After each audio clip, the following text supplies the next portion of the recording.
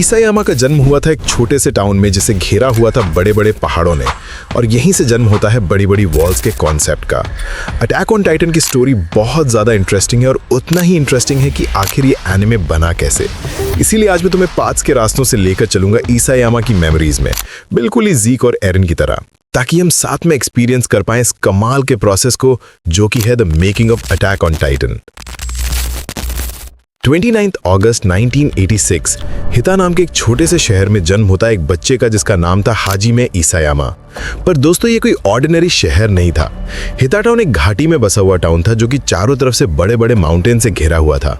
अब इमेजिन करो कि बचपन से तुम ऐसी जगह पे रहे हो जहां पर आसपास बड़े बड़े माउंटेन्स हैं और जहां ऐसा लगता है कि दुनिया सिर्फ यहीं तक है, बाहर कुछ नहीं। ईसायामा अपने एक इंटरव्यू में खुद को चाइल्ड एरन बुलाते हैं क्योंकि ये बड़ी बड़ी माउंटेन्स इनके लिए बड़ी बड़ी वॉल्स की तरह थी और लगता था जैसे बाहर की दुनिया बहुत ही खतरनाक है या फिर बाहर की दुनिया में क्या है इसका इन्हें कोई आइडिया ही नहीं। बचपन से ले बड़े होने तक ईसायामा अपने होम टाउन हीटा में ही रहे। जिन बच्चों के साथ ईसायामा ने प्री स्कूल में पढ़ाई करी थी उन्हीं बच्चों के साथ वो ग्रेजुएट भी हुए। जैसा कि मैंने बताया कि टाउन काफी छोटा था तो सेम चेहरे सेम लोग जिनसे एस्केप करने का कोई रास्ता नहीं, और यहीं से शुरुआत होती है ईसायामा के असली स्ट्रगल की। वो खुद एडमिट करते हैं कि उन्हें इंफीरियरिटी कॉम्प्लेक्स था। स्कूल में स्पोर्ट्स हो, एकेडमिक्स हो या पब्लिक स्पीकिंग हो, उन्हें हर चीज में ऐसा फील होता था कि सभी लोग उनसे बेटर हैं। ईसायामा अपनी बॉडी को लेकर भी बहुत ज्यादा कॉन्शियस थे। जैसा कि उन्होंने एक इंटरव्यू में बोला कि I was a late bloomer, यानी कि ईसायामा की ग्रोथ फिजिकली और मेंटली दोनों ही अपनी उम्र से काफी लेट हुई। वो बचपन में काफी कमजोर थे, पतले थे और ये सारी चीजें उन्हें बड़ी परेशान करती थी। और यही वो वजह थी कि आगे चलकर अटैक ऑन टाइटन सीरीज में फीमेल कैरेक्टर को काफी स्ट्रॉन्ग दिखाया गया है, क्योंकि वो नहीं चाहते थे कि किसी भी कैरेक्टर को उसके फिजिकल डिसएडवांटेजेस की वजह से कमजोर दिखाया जाए। उन्हें तो खुद पर यह तक डाउट था कि वो एक एवरेज जिंदगी जी भी पाएंगे या नहीं, क्योंकि वो वैसे ही हर चीज में बिलो एवरेज है। शुरुआत से ही ईसायामा को मांगा पढ़ने और ड्रॉ करने का बड़ा शौक था, इसीलिए वो अपने फ्री टाइम में स्केचेस बनाया करते थे। और एक दिन जब वो अपने यही स्केचेस अपने डैड को दिखाते हैं तब उन्हें एक बड़ा झटका लगता है, जहां उनके डैड ये क्लियरली बोलते हैं कि ये ड्राइंग्स इतनी खराब है कि तुम मांगा का कभी नहीं बन पाओगे। और पहले से ही अंडर कॉन्फिडेंट लड़का जब अपने पैशन के बारे में ये चीज सुनता है तब उसे मन ही मन बहुत बड़ा झटका लगता है। मिडिल स्कूल में आते आते एकेडमिक्स का प्रेशर बढ़ता जा रहा था, लेकिन ईसायामा का मन पढ़ाई में बिल्कुल नहीं था। छोटा शहर होने की वजह से उनकी बैच में केवल 40 बच्चे ही थे और मिडिल स्कूल में आते आते बच्चों ने एक दूसरे को डेट करना चालू कर दिया था। और ये चीज देखकर ईसायामा को बड़ी गेंद दी थी, क्योंकि उनके हिसाब से ये कुछ सेम बच्चे ही बचपन से पढ़ते पढ़ते उनके साथ मिडिल स्कूल तक आए हैं, तो अब तक उनका रिश्ता टेक्निकली भाई बहन की तरह हो जाना चाहिए था। ये लोग आखिर एक दूसरे को डेट भी कैसे कर सकते हैं। जिसके बाद जूनियर हाई में ईसायामा का एक दोस्त बनता है जो कि सेगा का एक बहुत ही बड़ा फैन बॉय था और वही उन्हें ओताकू कल्चर से इंट्रोड्यूस करवाता है। और यहीं से ईसायामा की लाइफ थोड़ी थोड़ी चेंज होने लगी थी। धीरे धीरे ईसायामा को भी मांगा और वीडियो गेम्स इतने पसंद आ गए कि वो अब उनके लिए एस्केप बन चुका था, जिसकी मदद से वो रियलिटी को साइड में रखकर कुछ देर के लिए शांति से एंजॉय कर पाते थे। और धीरे धीरे उन्हें गेम्स और मांगा की दुनिया असल दुनिया से भी ज्यादा पसंद आने लगती है, जिस वजह से अपनी अर्ली लाइफ का एक बड़ा हिस्सा ईसायामा ने डिप्रेशन और एंजाइटी में बिताया है। इनफैक्ट जब वो अपने अटैक ऑन टाइटन के प्रोजेक्ट पर काम कर रहे थे तो वो अपनी इसी नेगेटिव एनर्जी को बहुत ही खूबसूरत तरीके से स्टोरी में चैनल कर पाते थे। ईसायामा ने अपने बचपन में बहुत बार सोचा कि वो अपने घर और इस छोटे से टाउन को छोड़कर कहीं बाहर निकल जाए और असली फ्रीडम को एक्सपीरियंस कर पाए। और यही वो कारण था कि स्टोरी में बचपन में आर्मिन और एरन चाहते थे कि वो इन बड़ी बड़ी दीवारों से बाहर निकलकर असली दुनिया देख पाए।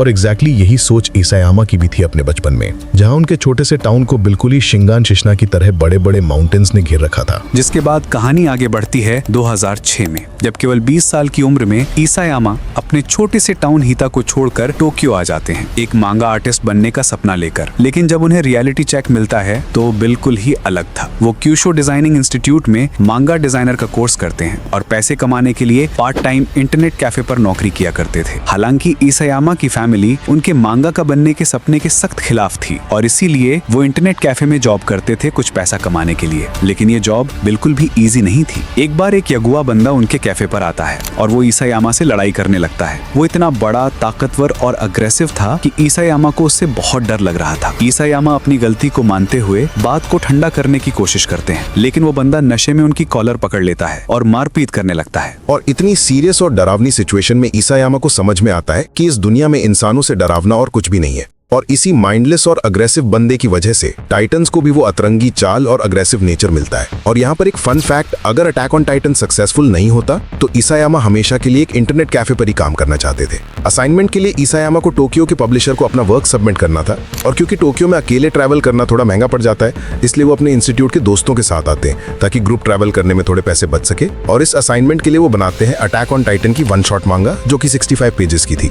लेकिन इस वन शॉट मांगा का नाम था टाइटन्स वर्सेस ह्यूमैनिटी, और इसके वर्ल्ड की सेटिंग भी बहुत अलग थी। जैसे कि ह्यूमैनिटी यहाँ पर वॉल से नहीं बल्कि बड़े बड़े पेड़ों से सराउंडेड थी, और टाइटन्स का ओरिजिन यमीर नहीं बल्कि एक रिलीजियस कल्ट था। ऊपर से मेन कैरेक्टर का नाम भी एरन गीगर नहीं, नूरा कोमो था, लेकिन उसके ट्रांसफॉर्मेशन वाली पावर बिल्कुल एरन के जैसे थी। साथ ही इसायामा फाइट सीन्स को बहुत रियलिस्टिक रखना चाहते थे, न केवल इस वन शॉट मांगा में, बल्कि उनका मानना था कि मैं अपनी स्टोरी में हमेशा रियलिस्टिक फाइट सीन्स रखना चाहता हूँ जिससे एक्चुअल में कोई मारा जा सकता है, बिल्कुल लॉजिकल मूव्स। जब इस असाइनमेंट को इसायामा टोक्यो लेकर पहुंचते हैं तब उन्हें रियलिटी चेक मिलता है, और उन्हें ऑलमोस्ट सभी ने रिजेक्ट कर दिया था। हर एक एडिटर ने उनसे एक ही बात बोली थी कि स्टोरी लाइन तो अच्छी है लेकिन स्केचेस बड़े खराब हैं। इनफैक्ट वीकली शोनन मांगा ने तो ये तक बोल दिया था कि तुम्हारी स्टोरी और स्केचेस हमारी मैगजीन के लिए बहुत ज़्यादा डार्क हैं, इसलिए तुम्हारे आर्ट स्टाइल को चेंज करके स्टोरी की थीम को थोड़ा लाइट करो। ये सुनते ही इसायामा ने साफ मना कर दिया, क्योंकि वो अपनी यूनिक स्टाइल के साथ कॉम्प्रोमाइज़ नहीं करना चाहते थे। उनका सेल्फ एस्टीम इतना ज़्यादा लो हो गया था कि जब एक एडिटर ने फाइनली स्टोरी में इंटरेस्ट दिखाया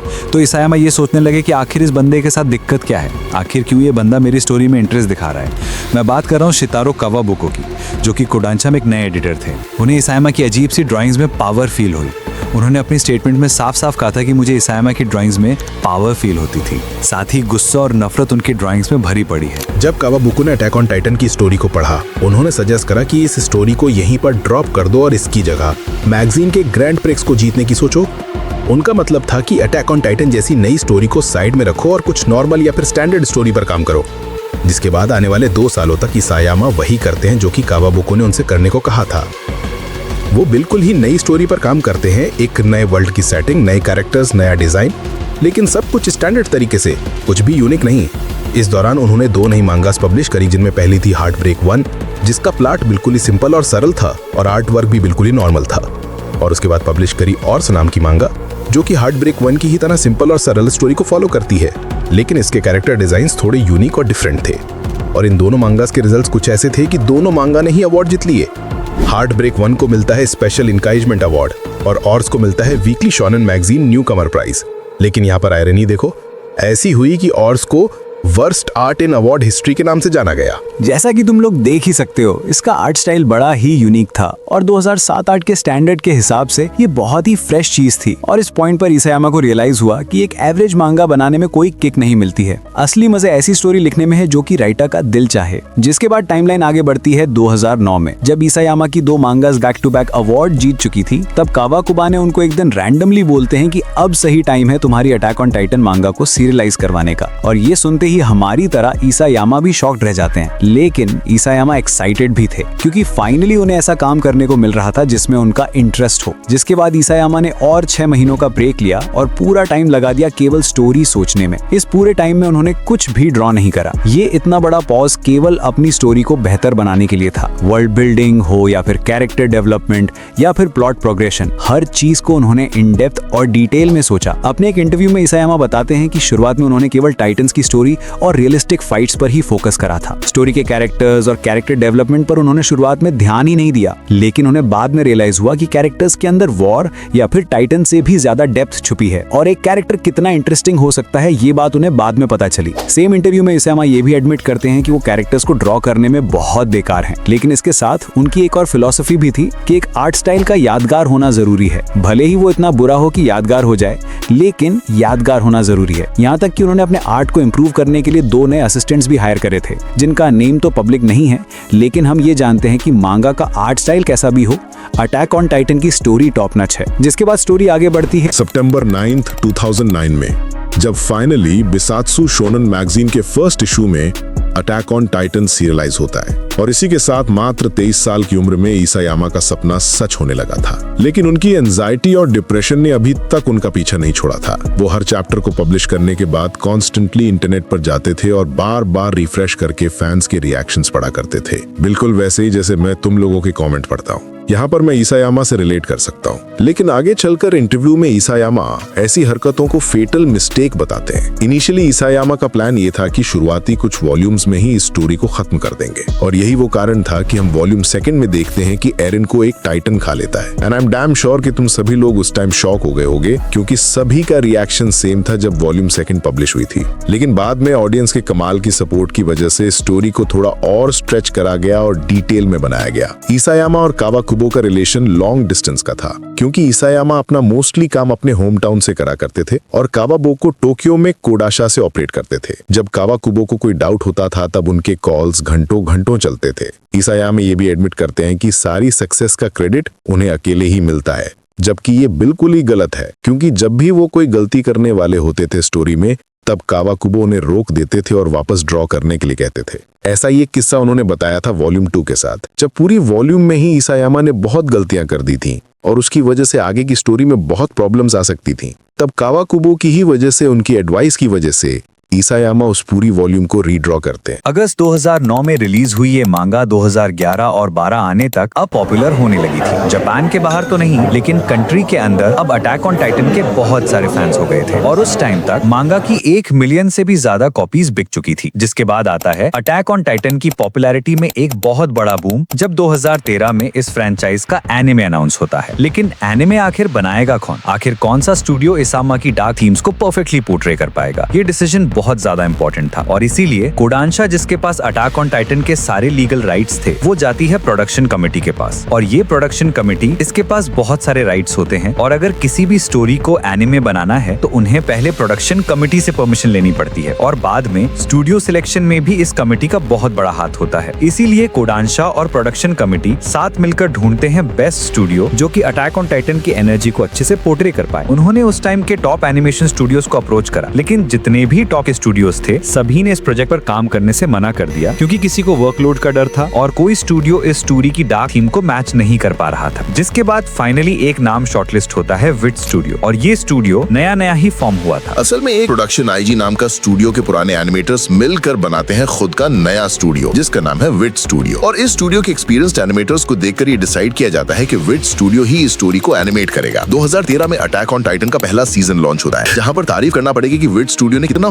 फ्लॉलेसली 2D और 3D एनिमेशन को आपस में ब्लेंड करा है। हाई इंटेंसिटी एक्शन सीन्स और बिल्कुल वैसी ही स्टोरी टेलिंग जैसे कि ओरिजिनल स्टोरी में है। ये बात तो हम सभी को माननी पड़ेगी कि 2013 के स्टैंडर्ड्स के हिसाब से अटैक ऑन टाइटन का सीजन 1 बहुत ज्यादा ही एडवांस था। मतलब एक न्यू व्यूअर बता ही नहीं सकता कि इसका सीजन 1 2013 में बना था। सीजन 1 के पब्लिश होते ही मांगा सेल्स एक्सप्लोड कर गई। मर्चेंडाइज और फैन बेस कुछ ही समय में पूरी दुनिया में फैल गया था। केवल इसके सीजन 1 की वजह से रातों रात इसकी मांगा मैसिव ग्लोबल हिट बन गई और बहुत कम टाइम में पूरी दुनिया में इसे पॉप कल्चर का पार्ट बना दिया। और उसकी ठीक बाद से ही attack on Titan most influential और बेस्ट सेलिंग फ्रेंचाइज में गिना जाने लगा। सीजन 1 ड्रॉप होने के मात्र 1 साल के अंदर मांगा सेल्स सीधा 30 मिलियन कॉपीज को पार कर जाती है और 2014 के नवंबर तक 45 मिलियन का आंकड़ा भी क्रॉस कर लेती है। पहले सीजन से ही फैंस की सुनामी आ जाती है। हर जगह अटैक ऑन टाइटन की क्रॉस प्लेस होना शुरू हो जाता है, यहाँ तक कि उसका ओपनिंग थीम सॉन्ग यूरेनो यूकानॉन AOT फैंस का भी फेवरेट बन गया। साथ ही साथ लेवाई का कैरेक्टर सीजन 1 से ही सुपरस्टार बन गया था। और फाइनली वो टाइम आ जाता है जब वन पीस, जो कि पिछले 5 सालों से टॉप मांगा सेल्स के मामले में नंबर 1 पे बना हुआ था, फाइनली उसे नंबर 2 पर आना पड़ता है अटैक ऑन टाइटन की पॉपुलैरिटी की वजह से। और इसी वजह से विट स्टूडियो को कई सारे अवार्ड्स मिलते हैं, जैसे कि एनिमे ऑफ द ईयर,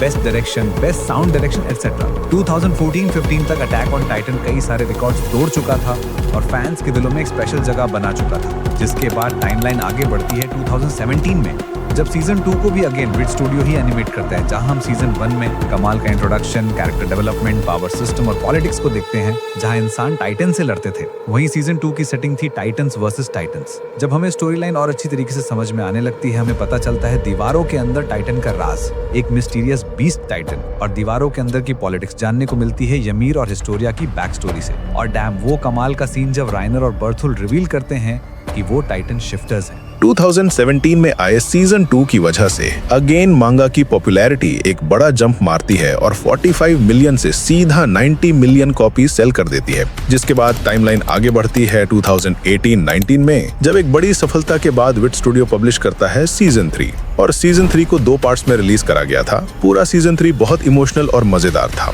वैसे तो सारे ही सीजन्स थे, बट स्पेशली सीजन 3, क्योंकि इसमें हमें कमांडर एरविन की स्पीच देखने को मिलती है। लीवाई वर्सेस बीस्ट टाइटन देखने को मिलता है, लीवाई की बैक स्टोरी देखने को मिलती है, बेसमेंट का राज जानने को मिलता है। स्टोरी टेलिंग और वर्ल्ड बिल्डिंग के मामले में बहुत ही इंटरेस्टिंग ये सीजन है और चेरी ऑन द केक था कंसिस्टेंटली अच्छे एनिमेशंस। पहले 3 सीजन्स के लिए जो विट स्टूडियो ने एनिमेशंस दिए थे वो बहुत आइकॉनिक थे, स्पेशली जहां पर ओडियम गियर वाले सीन्स होते थे।